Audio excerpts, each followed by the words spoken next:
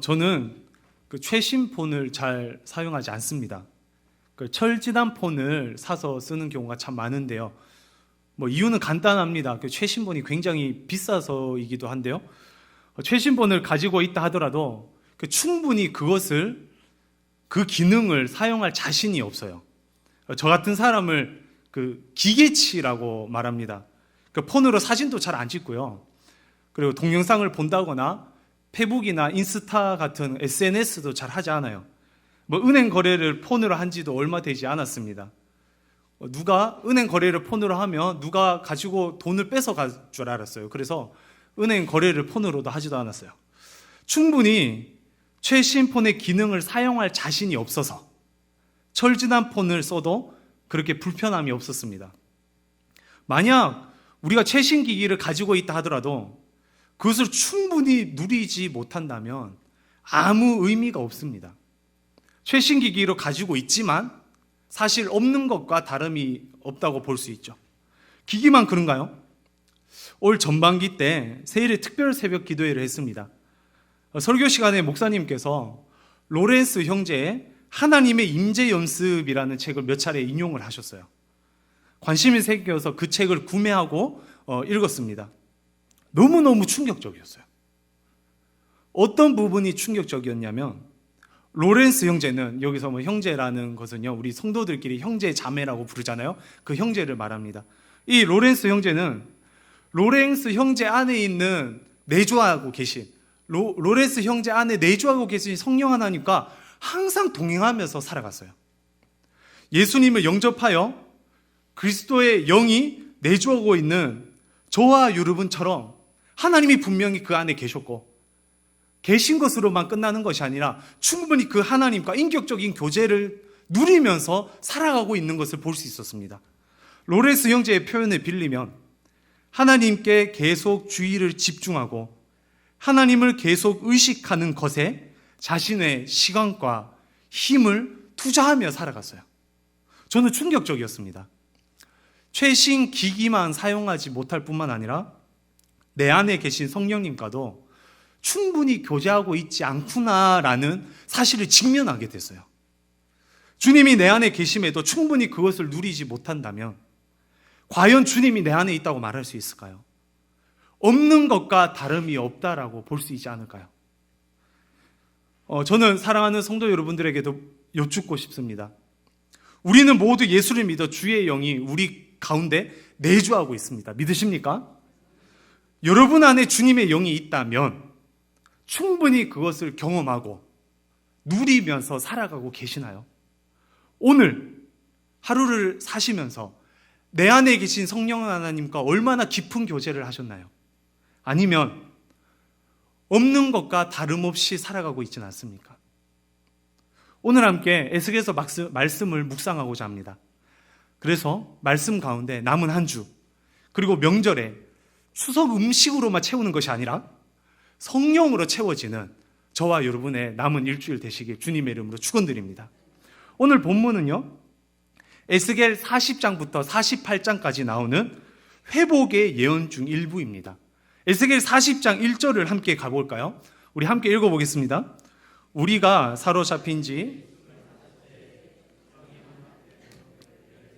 첫째 달 곧 그날에 여호와의 권능이 내게 임하여 나를 데리고 이스라엘 땅으로 가시되, BC 586년도에 남유다와 그 성전이 멸망당합니다. 14년이 지난 BC 573년도에 하나님께서 갑자기 에스겔을 찾아오셨어요. 14년 동안 잠잠하시다가 하나님께서 갑자기 찾아오십니다. 그리고 마법의 양찬자를 탄 것처럼 바벨론 땅에 있었던 에스겔을 데리고 이스라엘 땅 예루살렘으로 데리고 가시죠. 14년 전에 무너졌던 성전 그 자리에 크고 웅장한 또 다른 성전이 세워져 있습니다. 물론 그 성전은 실제가 아니라 환상입니다.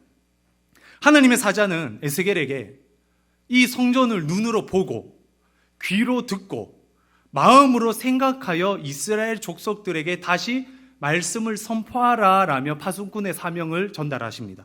40장 4절 말씀이죠. 우리 함께 읽어볼까요?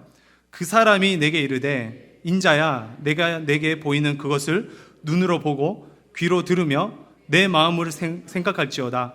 내가 이것을 내게 보이려고 이리로 데리고 왔나니 너는 본 것을 다 이스라엘 족속에게 전할지어다 하더라. 아멘. 그래서 40장부터 42장까지 성전의 외부와 내부에 대해서 말씀을 전하고 있습니다. 그리고 오늘 본문이 43장에는요, 떠나갔던 하나님의 영광이 다시 성전으로 돌아오는 내용을 담고 있습니다. 오늘 함께 읽은 말씀 속으로 들어가 봅시다. 우리 1절 말씀을 보면요, 하나님께서는 에스겔을 성전 동쪽을 향한 문으로 데리고 갑니다. 그리고 2절인데요, 2절 함께 읽어보겠습니다. 이스라엘 하나님의 영광이 동쪽에서부터 오는데 하나님의 음성이 많은 물소리 같고 땅은 그 영광으로 말미암아 빛나니. 성전에 하나님의 영광이 동쪽에서부터, 어디로부터요? 동쪽에서부터 옵니다. 여기서 영광은 카보드라는 히브리어인데요, 하나님과 함께 쓸 때는 영광, 임재, 충만, 이런 의미가 있어요. 그러니까 성령 충만한 하나님의 영광이, 하나님의 영이 동쪽에서부터 성전으로 돌아온다라는 거죠.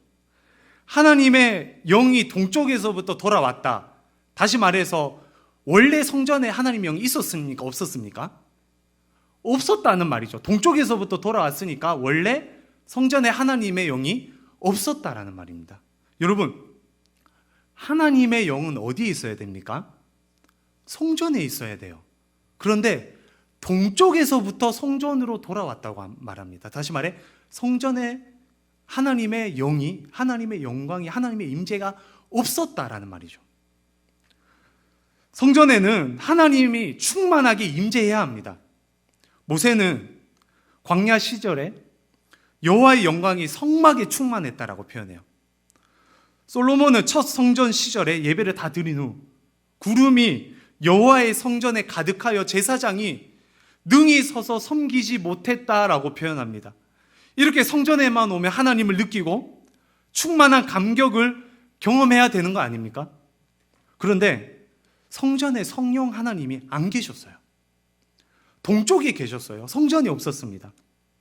이것을 이해하기 위해 우리는 에스겔 11장으로 돌아가야 합니다. 우리 11장 23절인데요. 함께 읽어보도록 하겠습니다. 여호와의 영광이 동쪽 산에 머무르고, 여호와의 영광이 성읍 가운데 있었는데 그 가운데 올라가서 성읍 동쪽 산으로 떠나갔다라고 얘기를 합니다. 더 이상 성전에는 하나님의 임재가 없고 동쪽에 아무 관계없는 곳에 하나님의 임재가 떠다니기 시작합니다. 여러분, 공갈빵 아시죠? 공갈빵 드셔보셨나요? 저는 20살 때 공갈빵을 처음 먹어봤습니다. 근데 그 먹어봤던 그 기억이 아직 남아있어요. 공갈빵이라는 얘기를 듣고 딱 한 입을 씹었는데요, 단번에 알았어요. 왜 이게 공갈빵인지. 빵을 먹었는데요, 맛있게 부풀어 있었지만 속은 비어 있었어요. 그래서 빵처럼 생겼지만 빵보다는 과자에 가깝습니다. 그래서 공갈빵이라고 불러요. 성전에 하나님의 영이 없다면, 성전에 하나님의 임재가 없다면 그것은 공갈 성전이에요. 겉모양은 성전일 수 있지만 더 이상 성전이 아닙니다. 성전이 없는 것과 마찬가지예요. 교회도 마찬가지 아닌가요? 교회 가운데 명예의 욕심이 있고 다툼이 있고 시기가 있고 하나님의 영을 더 이상 느끼지 못한다면 그것은 공갈 성전일 겁니다. 하나님의 영광이 떠나간 원인이 오늘 본문에 정확하게 나오고 있어요. 우리 8절 말씀에 그 내용이 나오는데요, 이 8절 말씀을 더 메시지 성경으로 찾아봤습니다. 우리 더 메시지 성경인데 위에 그 자막이 나오죠. 자막 한번 읽어보겠습니다. 그들은 나를 예배하는 처소 바로 옆에서 얇은 담 하나를 사이에 둔 채 우상 숭배 상당들을 세우고 더러운 의식으로 내 거룩한 이름을 진창에 쳐박았다. 그러니 내가 어찌 진노 가운데 그들을 멸하지 않을 수 있었겠느냐. 과거에 어떤 이유로 하나님께서 이스라엘을, 예루살렘을, 성전을 멸했는지에 대해서 나오고 있습니다. 이스라엘 백성들을 성전에 우상을 뒀어요. 오직 주님의 임재만 가득해야 되는 성전에 우상을 둡니다. 그곳에 발상을 둡니다. 몰렉상을 둡니다. 성전의 우상을 위해 말씀을 보면 더러운 의식, 즉 음란을 행하고 심지어 자식들까지 바치는 그런 범죄를 저질러요. 생각해 보세요, 여러분. 우리 배우자가 외도를 했습니다. 외도를 하는데 외도의 수준을 넘어서서 우리 집 안방에서 외도를 하고 있는 거예요. 성전에 떡하니 우상을 두고 성전에서 떡하니 우상을 섬깁니다. 이것이 바로 외도예요. 성전은 주님의 거룩한 이름이 있는 곳인데 이것은 8절 말씀처럼 주님의 거룩한 이름을 진창에 쳐박았다. 주님의 거룩한 이름을 버린 거예요. 그들은 성전에서 더 이상 하나님을 찾지 않습니다. 그들에게는 하나님이 필요 없어요. 그렇기 때문에 그곳에 하나님의 영이 떠나가 버리는 거예요. 그러니까 당연히 하나님의 영이 떠나가 버리는 거죠. 에스겔서를 보면 주님의 영이 떠나가고 11장부터 33장까지 하나님의 심판에 대해서 나오는데요. 돌아보면 11장에 하나님의 영이 떠난 것 그 자체가 이스라엘 백성의 무너짐 아니었을까 생각해 봅니다. 성전에 하나님의 임재가 없다면 하나님의 나라 이스라엘은 무너질 수밖에 없어요. 저와 여러분도 마찬가지 아닙니까? 굳이 설명하지 않아도 오늘날의 성전이 무엇인지 우리는 다 알고 있어요. 신약에 와서 성도들을 보고 너희는 살아계신 하나님의 성전이라고 말합니다. 예수를 주님으로 고백하고 성령의 영이 임재하는 성도의 몸이 바로 거룩한 성전이에요. 그런데 우리 가운데, 우리의 삶의 현장 가운데 하나님의 임재가 없다면, 성도의 삶 속에서 하나님의 충만한 영이 느껴지지 않는다면 이스라엘처럼 우리는 무너질 수밖에 없어요. 그것은 성도가 아닌 것과 다름없습니다. 우리의 심령에, 저와 여러분의 심령에 주님이 계십니까? 아니면 헛된 우상이 가득합니까? 그런데 오늘 본문을 보면요, 참 신기한 사건이 벌어집니다. 사실 하나님의 영광이 떠난 것은 충분히 납득할 만한 일입니다. 어느 누구 하나 하나님께서 떠나신 것을 보고 하나님이 그러면 되냐, 하나님이 한결같이 그 자리를 지켜야지 라면서 비판할 수 없어요. 그러니까 하나님의 입장에서는 100번 1000번 생각해봐도 충분히 떠나갈 만한 이유가 있었습니다. 명분이 있었어요. 하나님은 거룩하신 분이시기 때문에, 하나님은 크신 분이시기 때문에 굳이 죄가 가득한 성전에 머물러 있으실 필요가 없으셨죠. 그런데 오늘 본문에 이상한 일이 벌어집니다. 2절 읽었던 말씀이죠. 2절 다시 한번 더 읽어보겠습니다. 이스라엘 하나님의 영광이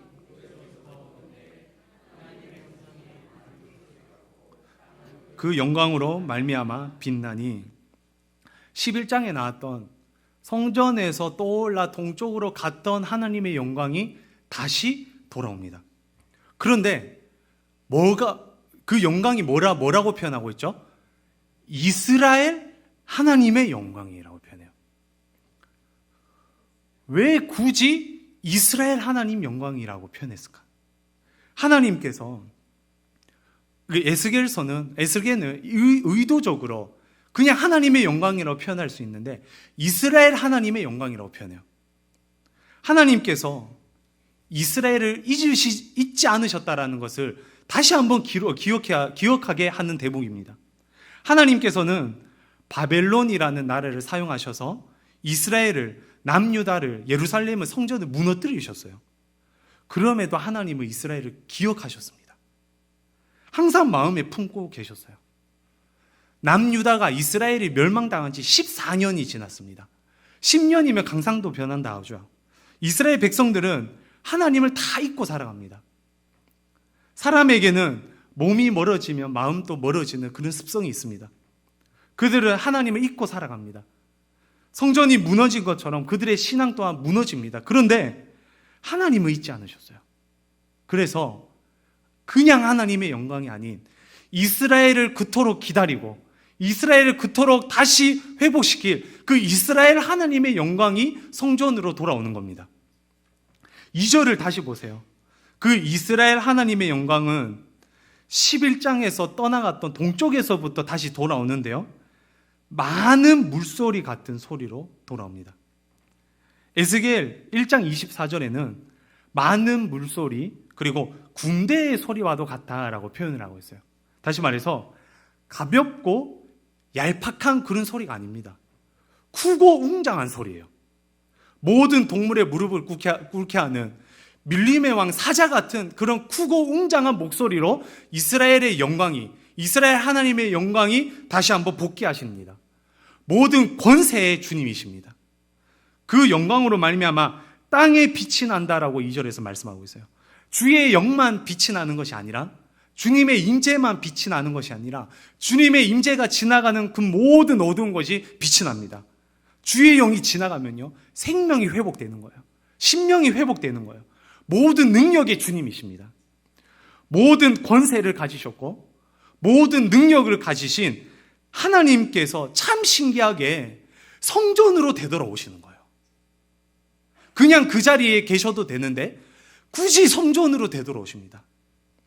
우리 4절 5절 길지만 함께 읽어보겠습니다. 여호와의 영광이 동문을 통하여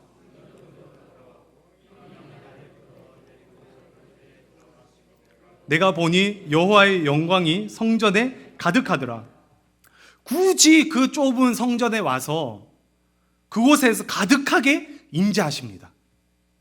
여러분, 이스라엘 하나님의 영광이 그 크고 위대하시고 능력이 많으시고 권세가 가장 높은 권세를 가지신 그 하나님의 영광이 다시 성전으로 돌아왔다는 본문을 통해 무엇이 느껴지십니까? 왜 돌아왔을까? 왜 다시 성전으로 돌아왔을까? 왜 다시 이스라엘로 돌아왔을까? 안방에서 외도한 이스라엘이 뭐가 좋다고 다시 돌아왔을까? 저는 이 본문을 묵상하면서 변하지 않으시는 크고 놀라운 하나님의 사랑이 느껴졌어요. 하나님께서는요, 애가 타도록 이스라엘 백성들을 기다리시고 더 먼저 사랑하시고 이스라엘을 회복시키려고 찾고 계셨습니다. 여러분, 다른 종교는요, 사람들이 신을 달래러 갑니다. 신들의 마음을 변화시키기 위해서 사람들이 이런저런 행동을 해요. 제물을 드리고 심지어 자해를 하기도 하고 자녀들을 그 신에게 바치기까지 합니다. 하지만 주님은 달라요. 신기하게 하나님께서는요, 다른 모든 신들과 다르게 하나님께서 찾아오십니다. 손에 볼 것 없잖아요. 모든 만물의 주인이신 하나님께서 먼저 성전에 찾아오시는 거예요. 원래 피조물인 인간이 더 급해야 되는 거 아닙니까? 제발 만나달라며 헌금하고 애쓰고 새벽에 일어나고 밤늦게까지 기도하면서 하나님을 기다려야 되는 거 아닙니까? 그런데 하나님께서 더 급하세요. 하나님께서 빨리 용서해 주고 싶어 하시고요, 하나님께서 한 발 앞서서 손을 내밀어 주십니다. 도저히 이해할 수 없는 대목이에요. 오늘 본문을 기점으로 60년 뒤에 성전이 만들어집니다. 그런데 뭐가 그리 급하신지 60년 전에 에스겔을 통해서 성전이 재건되고 내가 그곳에 임재하겠다라며 환상을 보여주시는 거예요. 그런데 곰곰이 생각해 보면 제가 아빠가 되고 나서 이럴 때가 있더라고요. 그러니까 아이들이 잘못한 행동을 하면 벌을 내려야 되잖아요. 말로 잘 안 듣잖아요. 음성을 높이게 됩니다.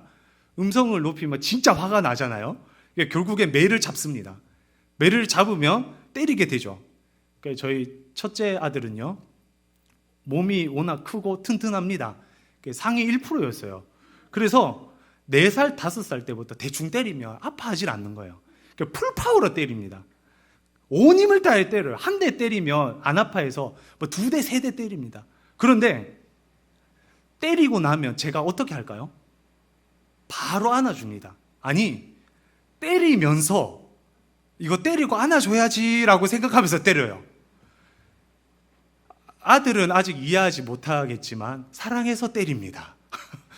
마찬가지 아닐까요? 하나님께서 바벨론을 사용하셔서 이스라엘을 혼내셨어요. 하나님께서 성전에 머물러 계시다가 동쪽으로 스스로 가셨습니다. 그런데 하나님께서는 떠나시고 나서 외면하신 게 아니었어요. 동쪽에서 계속 성전을 바라보면 언제 내가 회복시킬까? 언제 내가 다시 찾아갈까? 그렇게 노심초사하며 우리를 기다리시고 계셨던 거예요. 하나님께서는 떠났다고 외면하신 게 아니었어요. 그래서 이스라엘이 돌아오기도 전에, 이스라엘이 다시 성전을 짓기도 전에 참 신기하게도 먼저 돌아갈 준비를 하셨습니다. 먼저 안아줄 준비를 하고 계셨어요. 어떻게 위로해 주실지, 어떻게 이스라엘과 자신의 관계를 회복시키실지 고민하고 계획하고 천천히 행동하고 계셨습니다. 참 신기합니다. 아담과 하와가 범죄를 저질렀을 때, 선악을 알게 하는 열매를 먹었을 때도 하나님의 낯을 피해 나무 뒤에 숨었는데 하나님께서 먼저 그들을 찾아가셔서 여자의 후손 예수 그리스도를 통해 회복시키겠다고 약속하셨어요. 그리고 그 자리에서 가죽옷을 만들어 그들을 안아주셨습니다. 여러분, 이게 이해가 됩니까? 뭐가 잘났다고 안아주시나요? 뭐가 잘났다고 이렇게 먼저 안아주십니까? 무엇이 우리 주님께서 우리를 먼저 찾아오게 하셨나요? 아무리 생각해봐도요, 하나님의 사랑 외에는 이것을 표현할 단어가 없어요. 주님은 죄인된 저와 여러분을 먼저 끝까지 놓치지 않으시고 사랑하셨습니다. 저와 여러분의 믿음 생활을 되돌아보세요. 객관적으로 짚어보세요. 목사인 저도 그렇습니다. 우리가 먼저 하나님을 사랑했습니까? 우리가 먼저 예수님을 사랑했습니까? 우리가 잘나서 예수님께서 우리를 사랑하시는 건가? 아니요. 주님이 먼저 우리를 찾아오셨습니다. 주님이 십자가를 지시고 다 이루어 놓으셨어요. 주님이 그 진리를 믿게 하셨어요. 감히 성전이라고 불릴 수 없는 짓다가만 폐허가 된 공산판 같은 저에게 오셔서, 저의 마음속에 오셔서 저를 감히 성전이라고 부르게 하셨습니다. 그래서 저의 껍데기는 여전히 더럽지만 주님께서 임재하시기에 저를 하나님께서는 살아계신 하나님의 성전이다, 거룩한 몸이다 라고 불러주시는 거예요. 여러분도 동일합니다. 우리가 잘나서 우리가 뭐를 해서 성전이 되는 것이 아니라 주님의 영이 임하시기 때문에, 동쪽에서부터 주님의 영이 저와 여러분들 가운데 임하셨기 때문에 우리가 거룩한 영이 된 줄 믿습니다. 이렇게 먼저 사랑해 주시고 먼저 찾아와 주시고 어떻게 할까 노심초사하시면서 동쪽에서 바라보시던 그 하나님의 사랑의 감격이 느껴지십니까? 에스겔은 자신의 백성을 그토록 기다리셨던 하나님 그 영광, 사랑하시고 용서하시는 하나님 그 영광, 그 하나님의 영광을 보고, 그 하나님의 영광이 돌아오는 것을 보고 어떻게 행동하나요? 우리 3절 하반절 말씀입니다. 내가 곧 얼굴을 땅에 대고 엎드렸더니, 내가 곧 바로 그 자리에서 즉각적으로 얼굴을 땅에 대고 엎드립니다. 해석하자면 다시 한번 돌아오시는 하나님의 임재 앞에 감격하여 무릎을 꿇은 거죠. 하나님의 임재를 누린다는 것은, 다시 말해서 성령 충만한다라는 것은요, 아마도 하나님께 감격하여 반응하는 것이 아닐까요? 최신 기기의 기능을 잘 사용할 때 그것을 누릴 수 있는 것처럼 내주하시는 하나님, 그 하나님의 그 감격을 마음껏 경험할 때 우리는 이 성령님을 기쁘게 누릴 수 있어요. 여러분은 이 하나님의 감격을, 내주하시는 하나님과 교제를 하며 이 감격을 누리고 계십니까? 미국의 첫 부흥운동을 정리했던 조나단 에드워즈는요, 자신이 하나님을 만난 감격을 이렇게 표현합니다. 그것은 새로운 감정이었다. 그리스도의 사랑으로 마음속 깊이 감미로운 감격을 경험했다. 내가 어떻게 표현해야 할지 모르겠지만 종종 갑작스럽게 내 심장에 달콤한 불을 붙이시고 내 영혼을 장렬하게 했다. 성도는요, 주님을 만나면 뜨거운 사랑의 감격을 경험합니다. 주님을 만나는 시간은요, 단순히 하나님 이런 분이시군요, 예수님 이런 분이시군요 하는 지적 동의의 수준을 넘어서서 감격이 있어요.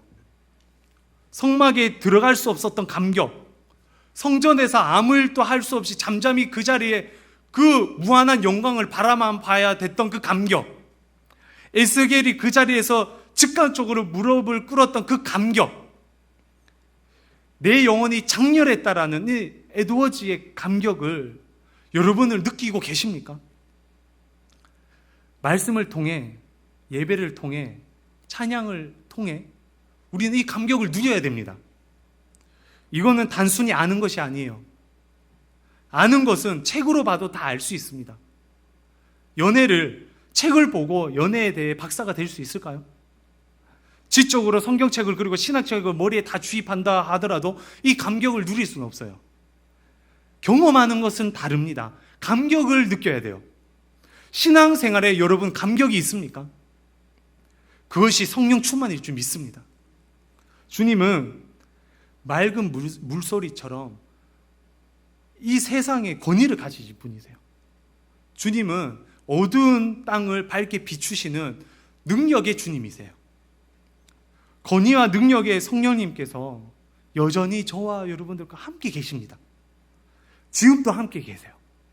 때때로 우리는 무시하며 살아가고 있지만, 그래서 분명히 주님의 영이 있지만 없는 것처럼, 없는 것과 다름없는 삶을 살아가지만, 심지어 그럴 때조차도 우리 성령 하나님께서는 언제 충만하게 임재하실지 기다리시고 계시며, 죄를 지을 때는 탄식하고 계시며, 속상의 일을 닥쳤을 때는 함께 우시고 계시며, 에스겔을 잡고 다니셨던 손은 우리의 손을 잡고 선한 길로 인도하고 계십니다. 이 회복된 성전의 그 환상의 예언처럼 성도에게는 성령 하나님이 임재합니다. 믿으십니까? 이것을 믿는다면 우리는 갈망해야 합니다. 성령에 대한 믿음은요, 곧 갈망함으로 변하게 되어 있어요. 우리가 주님이 그런 능력이 있으신 분이시라는 것을 믿으신다면 우리는 그분을 만날 때까지 기도하는 겁니다. 우리 주님의 성령 충만함을 느끼면 우리 모든 문제가 해결이 된다는 것을 믿으신다면 주님을 만날 때까지 갈망하는 겁니다. 그 믿음이 있다면 우리 주님을 더 느끼기 위해서 간절히 구할 줄 믿습니다.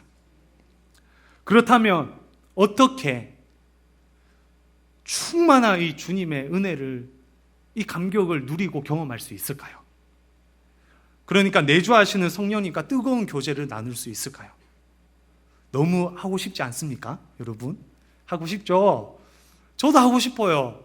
저도 일평생 소원이 있다면, 오늘 한 가지 소원이 있다면 어제보다 오늘 더 친해졌으면 좋겠습니다. 하나님과 말이죠. 우리의 소원일 줄 믿습니다. 그렇다면 어떻게 더 충만을 경험하고 사랑할 수 있을까요? 주님을 더 사랑할 수 있을까요? 오늘 본문에서 그 방법이 나옵니다. 우리 9절인데요. 우리 9절 말씀 읽어보도록 하겠습니다. 이제는 그들이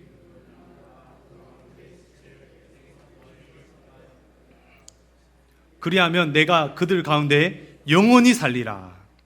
아멘. 주님께서 영원히 살겠대요. 약속하셨죠. 주님께서 영원히 살겠다. 약속 그 조건이 있어요. 뭔가요? 음란을 버리고 왕들의 시체를 멀리 제거하여 버리라는 말이에요. 왕들의 시체를 제거한다는 말을 다른 번역 성경을 보면 우상을 제거하는 것으로 번역했어요. 다시 말해서 음란과 우상을 제거하라라고 말합니다. 간단하게 말하면 거룩입니다. 거룩하면 하나님께서 영원히 함께 하십니다. 할렐루야. 성도의 모임에도 주님의 영이 임재하지 않을 수 있어요. 서로 미워하고 다툼이 있고 재물과 명예라는 우상의 마음을 빼앗기고 있을 때 주님은 그 자리에 있지 않습니다. 하지만 우리의 모임이 거룩하다면 우리 주님이 그 자리에 반드시 영원히 함께 계십니다. 사랑의 동행을 해야 돼요. 거룩한 모임을 추구하며 우리가 사랑의 동행을 해 나갈 때 하나님께서 그 자리에 있을 줄 믿어요. 그렇다면 거룩한 모임이 무엇일까요? 서로 세워주고 사랑해주고 격려해주고 섬기는 것, 그것이 바로 거룩한 모임 아닐까요? 내일부터는 추석 명절입니다. 저와 여러분의 가정의 모임이 이런 거룩한 모임이 되길 소망합니다.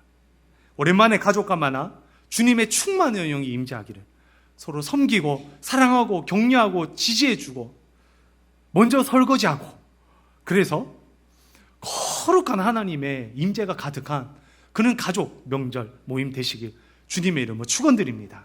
말씀을 맺겠습니다. 모든 권세와 모든 능력이 하나님께서 성전을 떠나셨어요. 하지만 돌아오십니다. 충만하게 임재하십니다. 거룩한 곳에서 영원히 함께 살겠다고 약속하셨어요. 이토록 주님은 죄인된 이스라엘을, 그리고 저와 여러분을 사랑하셨습니다. 이 약속은 저와 여러분에게 하신 약속이에요. 주님의 사랑을 충만하게 감격하며 나아가는 성도님들 되시기 간절히 소망합니다. 거룩할 때, 거룩의 이름으로 모일 때 우리 교회가, 우리 가정이, 나아가 한국교회가 주님의 영원한 임재를 경험하는 그런 공동체 되기 주님의 이름으로 축원드립니다.